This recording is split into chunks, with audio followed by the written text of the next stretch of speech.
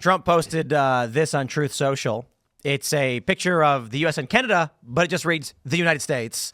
And these are the memes that have been popping up all over the place, where there's one funny one where it's like Mexico is South America, then we're America, and then Canada is North America, and then Greenland is like American territory. Phil mentioned he saw a funny one. It just said where Mexico was. It just said the other side of the wall. Agreed. The other side of the wall. We don't talk about what's beyond the Great Wall. But we got a response from where's that silly post? Here we go. This is the Liberal Party of Canada, and then everyone's favorite Harry Sisson reposted it. Oh gosh. We got to get that quote shirt somewhere. These people just can't have a little fun. They're so busy hating Donald Trump and hating the right. They can't just acknowledge that these are all jokes and it's just fun. It's just a little bit of friendly ribbing to our neighbor to the north. But people like Harry Sisson are just hall monitors and miserable, awful people. The Liberal Party of Canada said, for anyone who may be confused, and then Canada is not the United States, and then the U.S. is the U.S., I don't think they understand what conquest means. You don't get a say. Yeah, exactly. We are well aware that you think you're sovereign, Canada, and we're coming. And the funny thing is, we will be greeted as liberators. I mean, there's at least a couple provinces. My truckers. That are gonna be like, a couple truckers. Truckers will love us. Farmers will love us. Truckers will be honking and cheering as Americans come in, and they're like, you now have a Bill of Rights. Like, I think the people that will have the most problem with it is the French in Quebec. Because they don't even like Canada, never mind the United States being in charge. Well, no, what we do is when the U.S. conquers Canada by literally declaring it and walking in, let's be real, what would happen? And I'm half kidding. I'm only half kidding. But what we do is we remove the Canadian government, reform it as an American constitutional style liberal democracy. They call it, I don't mean liberal, but it's called a liberal democracy. Gotcha. And then Quebec becomes its own nation with its own American style constitutional democracy. And then we leave. Goodbye. Yeah. They would probably be way better off than they are now. What do you think Pierre plays into this? You saw what he tweeted, right? No, fill me in. He said Canada will never be a part of America. You know, I stand by blah blah blah. Let me pull up. He's great. I mean, I understand the national pride. That's fair on his aspect. I would be saying the same thing. That's the right answer if you're looking to be the prime minister. So here's what he responded with. He said, Canada will never be the 51st state, period. We're a great and independent country. We're the best friend of the U.S. We spent billions of dollars and hundreds of lives helping Americans retaliate against al-Qaeda's 9/11 attacks. We supplied the U.S. with billions of dollars of high quality and totally reliable energy well below market price. We buy hundreds of billions of dollars of American goods. Our weak and pathetic NDP liberal government has failed to make these obvious points. I will fight for Canada. When I am prime minister, we will rebuild our military and take back control of the border to secure both Canada and the U.S. We will take back control of our Arctic to keep Russia and China out. We will axe taxes, slash red tape, and rapidly greenlight massive resource projects to bring home paychecks and production to our country. In other words, we will put Canada first. He did spell paychecks wrong.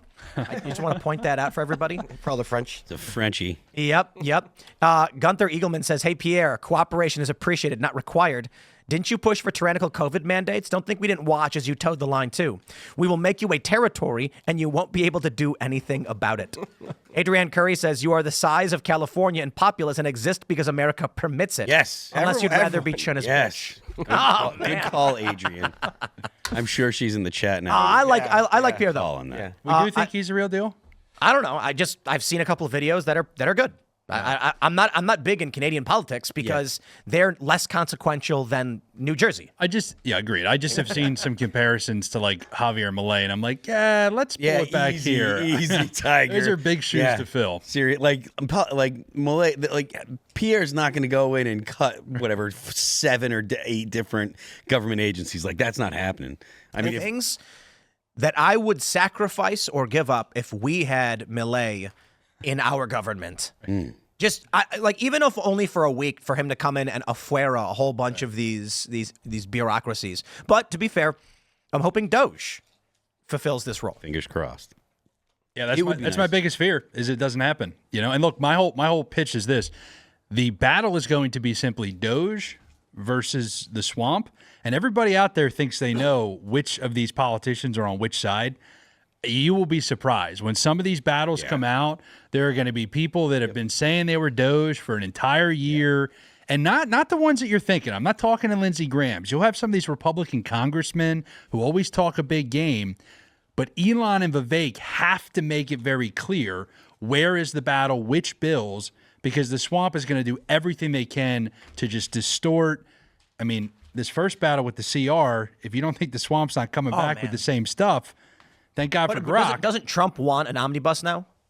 Yes. Yes, but I think he wants it. Look, everybody loves an omnibus if it has all your goodies in it. That's right. Right? So, yeah, he's pushing for that. He's also said maybe multiple bills.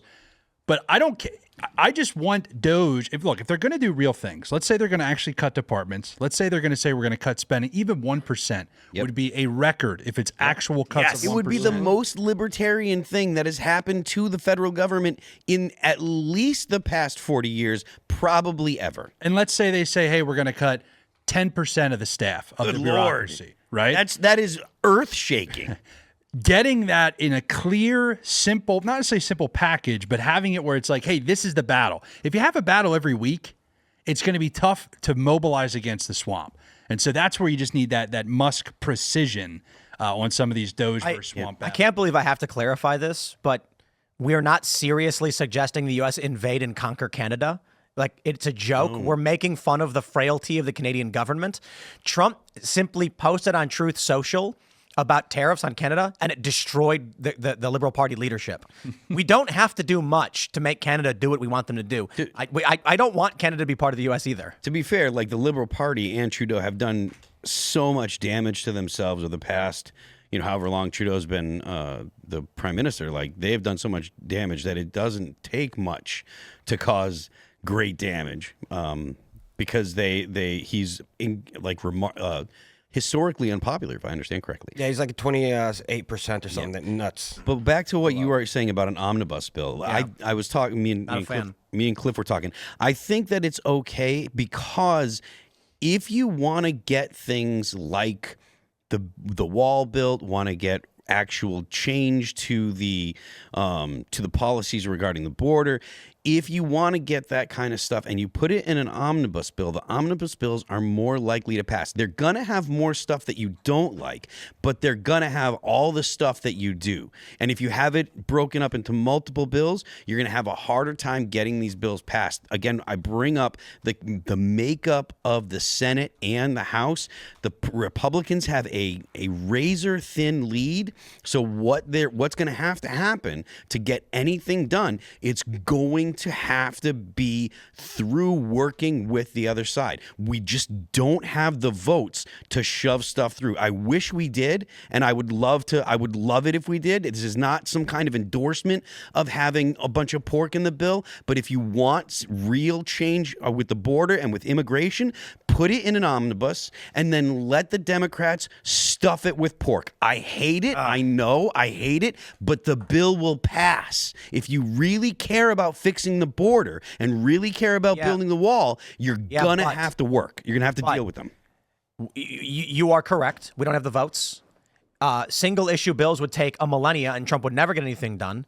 So the one argument I do accept is we're going to have to accept a lot of compromise to get through what we want to get through through an omnibus, even though we despise the omnibus CRs, all that garbage strategy. I will accept if we want to get started immediately, then the Trump agenda needs a solid, straight package. That being said, my concern and why I don't like it, it's not just going to be pork. It's going to be obstruction. It's going to be loaded with Democrat garbage obstruction to stop the Trump agenda. And there's an argument we may be better off with Trump getting single issue bills passed, sure, on a thin margin. But if they're done fast enough, you can get them through before the squishy Republicans back down and start voting Democrat. Yeah, but nobody's talking about putting things into these omnibus bills that are actual cuts, right? Like, that's what I'm waiting for. Yeah. We're talking about all of the spending. We're talking about the priorities with, more money. The swamp loves that. The swamp loves where that money. But I don't think cuts are on the table. I think that to get funding changes, I don't think that Doge is going to be working that way. Like, Doge is not going to be saying, we're going to get legislation that makes cuts. I just don't think that we don't have the votes. And again, I don't like any of this. I'm not happy about this at all. But if you don't have the votes, you don't have the votes.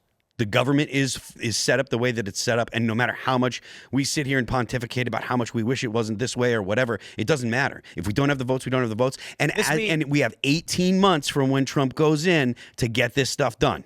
But this means with these omnibus bills, Johnson's going to go to some Democrat and say, what do we got to do to get you to vote yes on this bill? Okay. Or he's going to go to the switch of Republicans, of course, and they're going to say, I want these compromises. And then they're going to try and get a narrow majority or whatever. They don't need that many Democrat votes to get through.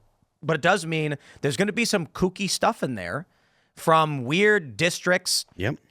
I think I'd put it this way.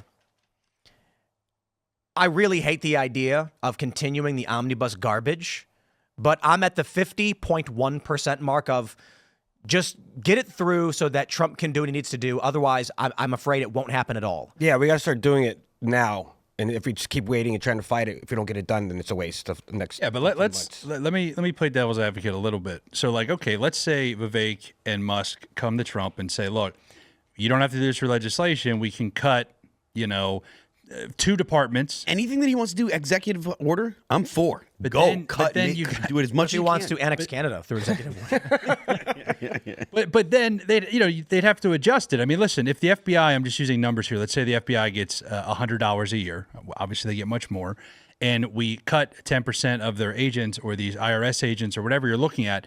You have to reduce the money. If you don't, they're going to spend the $100. Yeah. But they're going to spend what they're given, and it just means it goes to less people. So to me, and by the way, 18 months, I think we got 100 days. I do not think this is something where you get 2 years. You have 100 days to get things in motion, and then maybe 18 months to get them done. But this has to be just, every single day they got to be firing things out. 100%. Once January 20 gets here. 100%. Yeah, I don't see them as one issue. Let's get Doge to focus on the cuts, and Trump can focus on the agenda. They can both happen. I do think, however, where it overlaps is there's going to be squishy Republicans and some Democrats that are going to be given a deal in order to vote for the omnibus package, which is going to block some of the Doge cuts. However, with the majority, slim as it may be, Republicans don't need to compromise that much. And so there may be some cuts that need to happen that don't happen, but I do think we're in a net positive so far, as much as I don't like them going the omnibus route. I really don't know what else you'd do at this point. Yeah. I don't. Go ahead. Trump's got 4 years. I just wonder if you guys would be okay with the money to Ukraine and Israel if, like, we got the border closed and, got some of the MAGA agenda done. Oh man, that's such a difficult question. Yep. Because this country will not survive with the destructive immigration policies that have been happening over the past 4 years and even longer. And so the question is, should we exacerbate international conflict? Okay, well, here's the double-edged sword. If that is the deal, and you may be hitting the nail on the head with this one, what they might try to play. If we get international conflict, we're going to end up with 20 million refugees, and they're going to be storming the southern border overnight. Not literally overnight, but they're going to say, oh, no, look at all the displaced from the war and the conflict. They have nowhere to go. And then we're going to be dealing with it even if we secure the border. Mm-hmm. So that is a tough spot to be in. Because if they're going to obstruct our ability to secure the border over their desire for international conflict, we're in a rock and hard place. And that's a really good point I say specifically because there's going to be Republicans who say that. There's going to be a ton of Republicans who are like, I'm in a military district. Oh, yeah. We need funding for the manufacturing. We need money funding for the bases. So when you say you're spending money in Ukraine, that goes to our city where we make these weapons, where we build these supplies, where we refine the fuels, where we train the troops.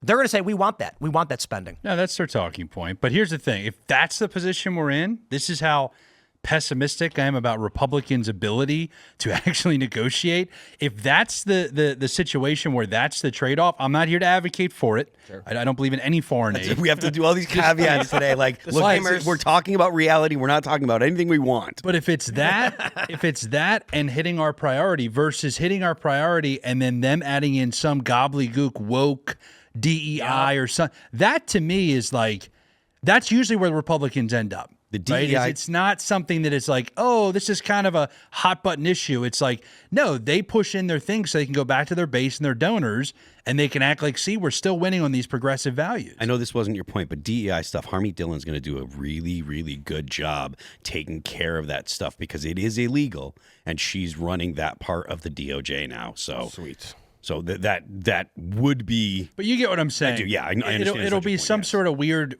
green news scam thing, Yep. rather than, hey, let's have a real debate on something that's contentious. Yeah, but look, I mean, I think we all kind of agree that like the border and immigration are the most important issues to the American people, to the average American person. Like, and it doesn't matter if you're white or black or whatever. You listen to the people in south side of Chicago, and they are complaining about immigration and stuff. So it's like, are you looking to the black community there? And it's so. If you're going to give us a secure border and fund ICE to go ahead and round up the illegals that are here and actually do deportations and fund the necessary equipment to transport people back to their countries of origin, I think that you're going to have to deal with. I think I would be okay with pork if you're going to be actually deporting people. Well, I'll put it this way. I'm willing to. It depends on the pork, right? I guess it's the easiest way to put it. The compromise is fine so long as the compromise is in areas we're okay with. If they come in and they say they want $50 million for creepy DEI stuff and they want weird books in our schools, we say no. If they come out and they say, oh, we want to fund like one particular local thing, and we're like, that's a compromise I don't really care about. Yep. Thanks for checking out this clip from Timcast IRL. Make sure to watch the show live Monday through Friday at 8 p.m. Subscribe to this channel, and we will see you all there.